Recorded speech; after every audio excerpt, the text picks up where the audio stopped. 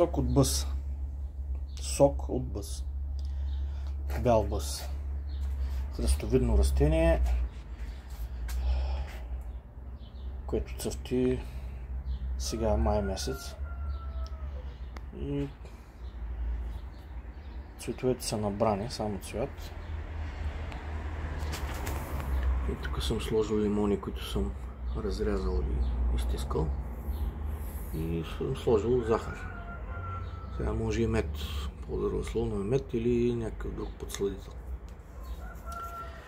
И едно-две пакетчета лимонното за вкус.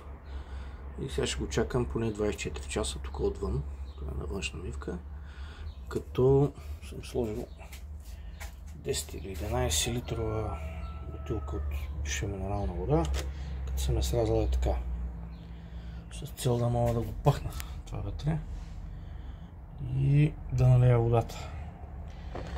И после го слагаме така, ще сложа капачката, за да не влизат гатчета вътре, като капак.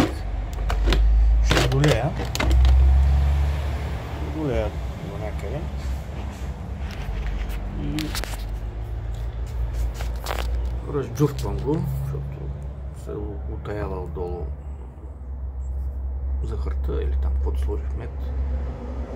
И ще го прецедя през тензух или през по-фина цетка и в шишета. После шишетата от хладилника и страшно мезе за ракия. Въобще за разхлаждане в горещи дни и т.н. Който иска, може да се сложи в шишетата прецедено по едно-две зрънца ориз за газиране.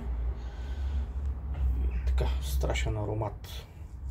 Някои ползват и белия бъс за чай, като го берат и го изсушават.